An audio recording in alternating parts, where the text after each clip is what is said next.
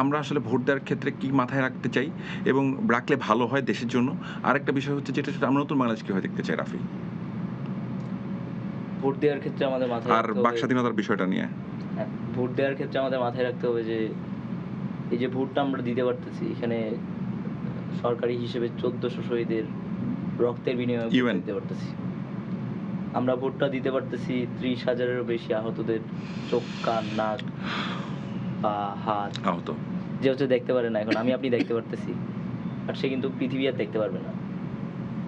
যেই মা তার সন্তানরে হারাইছে, সেই মা কিন্তু আর তার সন্তানরে পাবে না। কানলেও পাবে না ভাই।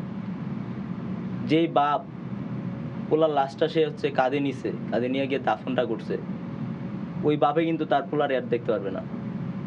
অনেক মা আছে যাদের লাশ পাওয়া যায় নাই। সে জানেও না যে তার ছেলে বাইচে আছে নাকি মরে গেছে।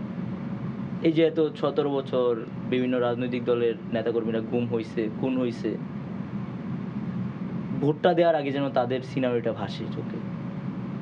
ওই মায়ের সিনারিটা যেন ব্যালট ভাসে। পেপারটা নিয়ে একটু ভাববেন। ওই একটু। কোনটা? ব্যালট পেপারটা একটু হাতে নিয়ে একবার একটু হ্যাঁ, এটাই আমি রিকল। বলতেছি যে আসলে মানে প্রত্যেকটা মানুষেরই ইমাজিন করতে হবে যে আসলে আমি মানে কোন কিসের ভিত্তিতে এখানে আমি ভোটটা দিতে আসতে পারছি। ওই যে যেই বোনটা হচ্ছে চিৎকার করে বলতেছিল যে আমার ভাইরে মাইরা ফেলাইছে। যে বন্ধুজন লাশ হ্যাঁ, নিয়ে মিছিল করছিল। লাশ নিয়ে মিছিল করতেছিল যে মানে ভাইরে মাইরা ফেলছে, তারা লাশ নিয়ে মিছিল করতেছে। ওই বোনগুলার কথা মনে রাখতে হবে, ওই ভাইটার কথা মনে রাখতে হবে। রিয়া গোপ নামের একটা ছোট্ট বাচ্চা যে বুঝেও না কিছু, সেও গুলি হেলিকপ্টারে হাঙ্গল দেখাইছিল জাস্ট। তার মাইরা ফেলছে। তার অপরাধ কি ছিল? সে তো আন্দোলনেও যায় নাই ভাই। তো ওই মানুষগুলোর কথা আমাদের মনে রাখতে হবে। মনে রাইখে তারপর ভোটটা দিতে হবে। যেন মানে আসলেই সঠিক যোগ্য ব্যক্তিকে ভোটটা দেওয়া হয়। আর আগেও বলছি যে এই যে এতগুলা মানুষ আত্মত্যাগ করছে, তাদেরকে যেন মনে রাখা হয়। তাদেরকে যেন সেই রেসপেক্টটা করা আর হয়। নতুন বাংলাদেশ এবং নতুন and বাংলাদেশটাই freedom আমি speech. হচ্ছে প্রথমত যদি বলি হাদি ভাই যেই স্বপ্নের বাংলাদেশ চাইতো, জি। সেই হাদি ভাইয়ের স্বপ্নের বাংলাদেশ চাই। আমাদের শহীদেরা যেই স্বপ্নের বাংলাদেশ চাইছে, তারা তো হুদাই যায় শহীদ হয়ে যায় নাই। কোনো দলের জন্য যায় নাই আন্দোলন করতে। তারা আসলেই মানে এই দেশটা থেকে যেন স্বৈরাচার মুক্ত হয়, এই দেশটা থেকে যেন হাসিনা চইলা যায়, হাসিনা যেন আসলে না থাকে আর হাসিনা সেজন্য তারা পালায় কিন্তু যায়। পালায় যায়। হুম। তো হাসিনা যেন পালায় যায় এবং মানে এই যে স্বৈরতন্ত্র একটা কায়েম করছিল এটা যেন ভেঙে যায়। সেই জন্য কিন্তু তারা রাজপথে গেছে এবং একটা নতুন বাংলাদেশ চাইছে।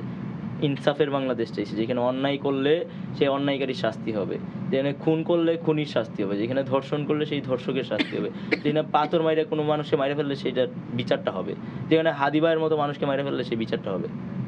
ওই বাংলাদেশ আমরা চাই এবং মানুষকে যেন আর দাসে পরিণত হইতে না হয়, মানুষকে যেন মানুষের মতো বাইচে থাকার মতো, নাগরিককে যেন নাগরিক হিসেবে ট্রিট করা হয়, ওই বাংলাদেশটা আমরা চাই।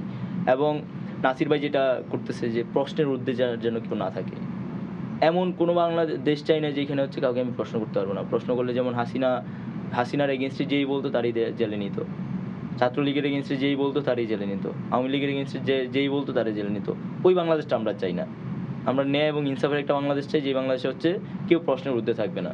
সে প্রাইম মিনিস্টার হোক, সে মিনিস্টার হোক, সে এমপি হোক, যেই হোক, এই বাংলাদেশটা আমরা চাই। একটা কি জানি কোশ্চেন করছিলেন? Freedom of speech.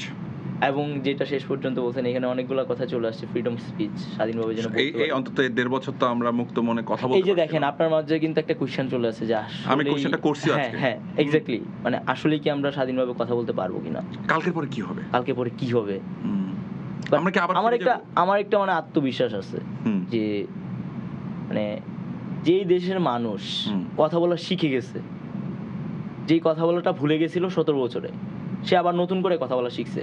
হুম। মুখ বন্ধ করাটা খুবই টাফ বিষয়, যেটা হাসিনা অনেক চেষ্টা করে তারপর পারছিল, বিভিন্ন ভয়ভীতি দেখে। কিন্তু এই যে মানুষ এখন অধিকার নিয়ে সচেতন, মানুষ এখন কথা বলে, যেখানে অন্যায় হয় সেখানেই সে প্রতিবাদ করে, সে মানে এটা দেখে না যে আমি তো একা, আমি তো পারবো না, এটা কিন্তু সে বিবেচনা করে না। তার বিশ্বাস আছে একটা অন্যায়ের বিরুদ্ধে কথা বললে তার পক্ষে আরো ১০০ জন এসে দাঁড়াবে। তো এই যে কথা বলার, এটা কেউ থামাই দিতে পারবে না।